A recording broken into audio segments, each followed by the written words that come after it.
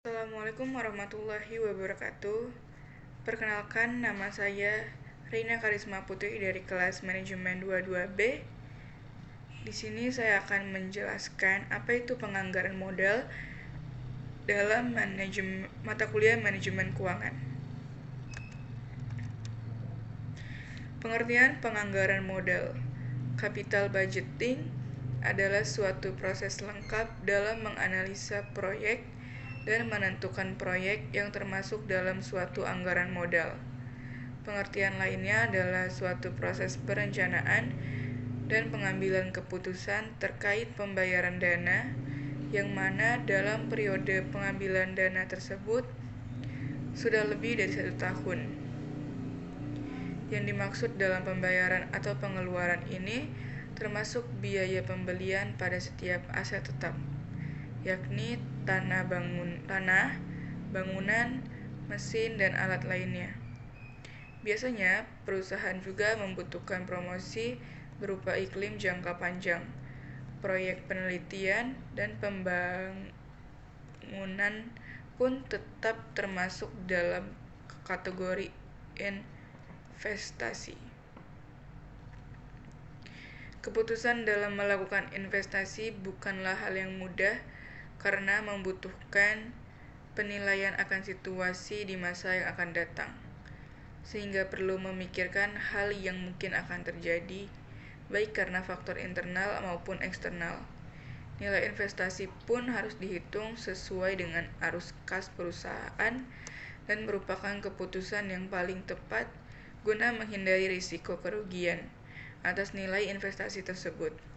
Secara umum, perusahaan akan membuat berbagai alternatif agar bisa berinvestasi dalam jangka panjang, seperti penambahan aset tetap, capital budgeting, dan keputusan keuangan tentu harus dilakukan secara terpisah. Apabila suatu investasi yang diajukan sudah ditentukan untuk bisa diterima, maka manajer keuangan selanjutnya memilih cara pembayangan yang paling tepat. Manfaat capital budgeting. Secara umum, manfaat dari capital budgeting adalah agar dapat mengetahui keperluan pendanaan secara lebih rinci. Hal itu karena dana yang terikat dalam jangka waktu lebih dari 1 tahun. Dengan begitu, perusahaan dapat meminimalisir adanya over-investment atau under-investment. Manfaat lain yang tidak kalah penting dari capital budgeting adalah agar dapat mencegah terjadinya kesalahan dalam pengambilan keputusan. Metode analisis. Dalam capital budgeting terdapat metode analisis yang dapat dilakukan sebelum membuat keputusan. Berikut ini beberapa metode analisis yang umum dilakukan oleh perusahaan. Yang pertama adalah Net Present Value atau NPV. NPV merupakan salah satu metode analisis capital budgeting yang berguna agar dapat mengukur nilai profitabilitas rencana investasi proyek dengan menggunakan faktor nilai waktu dan juga keuangan. NPV adalah selisih antara present value yang diperoleh dari nilai investasi yang ditanamkan pada aset saat ini dari penerimaan arus kas yang masuk di masa yang akan datang. Yang perlu diingat, aturan dasar pada investasi adalah menerima proyek apabila nilai NPV-nya di atas angka 0. Hal ini disebut sebagai NPV rule. Para pajak sepakat bahwa ada kelebihan dan juga kelemahan pada penggunaan keuntungan pada metode ini. Selain pengaplikasiannya yang sederhana dan penggunaan nilai uang dalam menghitung nilai sesuai dengan arus kas, membuat sebuah gambaran yang jelas tentang profitabilitas proyek yang lebih real. Yang kedua adalah Internal Rate of Return atau IRR. Para ahli sepakat bahwa metode IRR merupakan suatu cara lain dalam mengevaluasi profitabilitas rencana investasi dengan cara menghitung nilai uang. IRR sendiri memiliki artian discount rate atau faktor pendiskontan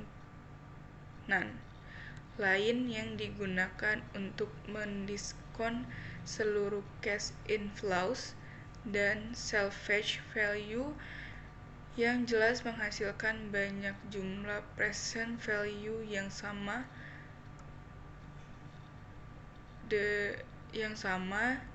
dalam jumlah investasi yang ada. Dengan kata lain, IRR mampu menggambarkan persentase keuntungan serealistis mungkin untuk bisa mendapatkan investasi barang atau model proyek yang sudah direncanakan sebelumnya. Dalam IRR yang dicari adalah nilai discount rate yang bisa memberikan nilai NPV sama dengan 0. Bila perhitungan IRR lebih besar daripada cost of capital, maka return yang dihasilkan jelas akan lebih besar dari yang diharapkan. Dengan nilai return yang besar, maka kemungkinan besar proyek investasi yang direncanakan pun akan diterima. Kelebihan dari IRR ini adalah investasi yang akan terlihat secara jelas dalam suatu perhitungan, mulai dari arus kas yang masuk, konsep time value of money, hingga risiko investasi yang akan terjadi di masa yang akan datang. Sedangkan kelemahannya, IRR menilai kebutuhan berdasarkan cost of capital, sehingga tidak dapat memberi hasil yang maksimal pada pemilihan proyek berupa rasio dan kurang mampu memberikan keputusan yang pasti dan tepat untuk proyek mutually exclusive. Yang ketiga adalah Profitability Index atau PI. Pengertian Profitability Index atau PI itu sendiri adalah rasio dari present value dan cash flow setelah dilakukan kegiatan investasi awal pada tahun ke-0 dengan jumlah investasi pada awal tahun ke-0. Sementara jika nilai PI lebih kecil dari 1, maka proyek tersebut harus bisa ditolak. Yang keempat adalah Discount Payback Period atau PP. Metode ini berarti waktu yang dibutuhkan suatu proyek investasi untuk bisa mengembalikan semua dana yang sudah diinvestasikan dalam proyek yang dimaksud. Cara ini terbilang sederhana untuk melakukan evaluasi apakah pantas atau tidak proyek investasi dilakukan. Penghitungan yang digunakan cenderung cepat karena berdasarkan intuisi umum yang biasa digunakan dalam dunia bisnis. Proyek dengan nilai PP yang kecil memungkinkan akan dipilih oleh perusahaan agar dapat dijalankan. Mengapa? Karena semakin kecil nilai PP, maka akan semakin kecil pula risiko yang akan dihadapi terkait kondisi yang tidak menentu di masa yang akan datang. Tujuan penganggaran modal. Anggaran modal memiliki tujuan sebagai berikut. Yang pertama, tujuan penyusunan anggaran modal adalah untuk mengambil keputusan mengenai penyertaan modal investasi jangka panjang yang akan dikeluarkan oleh perusahaan untuk kegiatan operasionalnya. Yang kedua, anggaran modal juga bertujuan untuk merencanakan pengembalian modal atas berbagai investasi yang dilakukan oleh perusahaan. Pentingnya penganggaran modal. Anggaran modal sangat penting dilakukan karena alasan-alasan berikut. Yang pertama, keputusan anggaran modal akan berpengaruh pada jangka waktu yang lama, sehingga perusahaan kehilangan fleksibilitasnya. Yang kedua, anggaran modal yang efektif akan menaikkan ketepatan waktu dan kualitas dari penambahan aktiva. Yang ketiga, pengeluaran modal sangat penting. Terkait pembahasan di atas, dapat kita simpulkan bahwa arus kas perusahaan yang baik mampu mendukung capital budgeting, dalam menjalankan rencana investasinya dengan maksimal. Dewasa ini untuk bisa mendapatkan arus kas perusahaan yang baik, perusahaan lebih memilih untuk mempercayakan alur transaksi bisnisnya pada sebuah aplikasi pendukung. Aplikasi yang mampu membantu suatu perusahaan dalam mengoptimasi arus keuangan perusahaan serta kewajiban perpajakannya adalah online pajak. Online pajak merupakan aplikasi berbasis website yang dapat digunakan di mana saja dan kapan saja.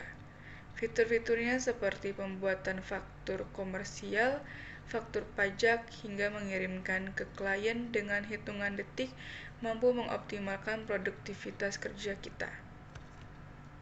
Terima kasih. Wassalamualaikum warahmatullahi wabarakatuh.